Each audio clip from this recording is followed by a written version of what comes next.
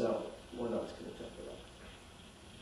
The impact of digital network technology on the music industry. Okay. So I'm guessing right around the time you guys were born, the CD was launched. Undergrads, graduate students, mostly undergrads here? Both? Mixed? Okay. So, I don't know, some of you might even remember very vaguely when the CD started to replace the LP, and others of you might not. But in the 80s, Sony and Philips launched the compact disc, and widely releasing music in the digital form. At that time, there was no copy protection or digital rights management, because nobody imagined that there would be a way to eventually use a personal computer to replicate, burn, compress MP3 files, all the things that we can talk about a little bit. In the 1990s, we saw network technology start to really come on. I don't know what year it was, 95, 96, and Netscape 1.0, and now we have the internet for the general population. It's still okay. We don't really have a way to share music yet. The Moving Picture Experts group comes up with MPEG audio layer 3s and a radio feature codec, or in the middle 90s. And by the late 90s, we're now enough bandwidth to start moving music across the internet. And so the digital music being widely distributed to the consumer, the network technology, combined with this high-speed connectivity, and suddenly we have a different world. We have opportunities to sell music on the internet, for example, and we have challenges, which is obviously widespread democracy. Later on, of course, we have the advent of the iPod and other portable music players with large capacity, and of course, the need to fill your 5, 10, 20, 30, 80 gig hard drive with music. Now more video, I suppose, if you really want to fill it up, get some TV shows in here. And let's face it, if you got room for 10,000 songs, that's a lot of money to buy that much music. So people will find other sources for filling that void. So anyway, what have we seen change?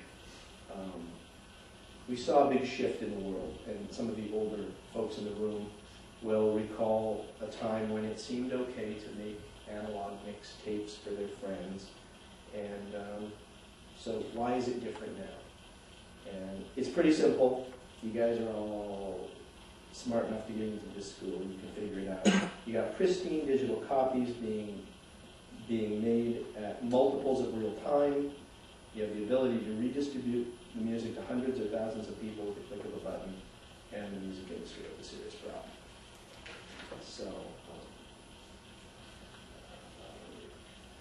as I said, the upside of this is that music companies can start to distribute music in ways, and artists too, in some cases, in the ways that have never been done before, even allowing consumers to burn with the advent of CDR burners, to burn music in their home after downloading it.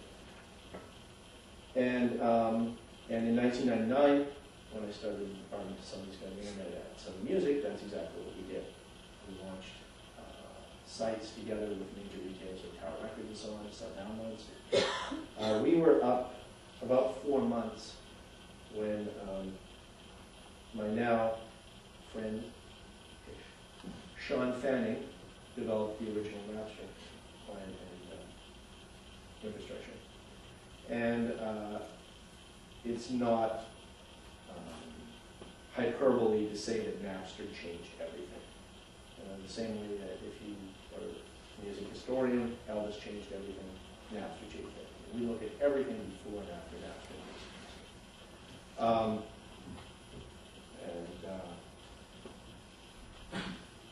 Partly because, and this is a little technical, but I'm sure we have some people who are interested in technology, the way that the original Napster, I guess some of you guys are probably around junior high school when Napster came out, is that right?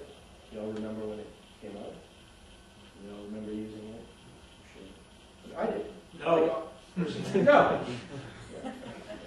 Yeah, no. Guards at the door just to keep other people out. But Napster was designed architecturally with kind of a centralized client. And so that when Judge Patel, after long and thorough contemplation, took her, I think, 18 months to decide, finally shut down Napster. The decision was partly as a result of the fact that Napster was operating a central server and was aware of the traffic that was going through. So when you were searching and finding legitimate music, Napster had a hand in that. And that's one of the reasons that they were shut down. One response to this decision was that the next generation of Napsters migrated to peer-to-peer architectures. There's a lot of talk about how it's more efficient and so on and so forth. And actually, Napster was quite efficient in and of itself. There were one time 1 million files an hour or something going over Napster. But that has frustrated us somewhat because the regulations and the legislation have not really caught up to the technology, not just in the music space, we see this all over. And, but it has slowly come along. I don't know how many of you are familiar with the Grokster case that went to the Supreme Court. It resulted in a unanimous decision against Grokster, which was a big deal for music companies and copyright holders in general. I think it's interesting that the Supreme Court rarely has this kind of unanimity. You know, always at least one judge who wants to write a memo about the other side. But it was quite clear that these technologies were developed with the intent of people acquiring music and other media without paying for it. And the Grokster case has been an important one for us. I want to talk a little bit about piracy, physical and online piracy, and its impact on the music industry. And in particular, what some people would call personal piracy, casual piracy. Some people would call it fair use. I would call it unfair theft. But the ability for the average person to facilitate the replication of music that they have no right to do so. And recently, of course, this is primarily peer-to-peer, although we see a lot of stuff on Lands and iTunes and MyTunes and other things like that. I would assume that you guys are really different. Can you hear me?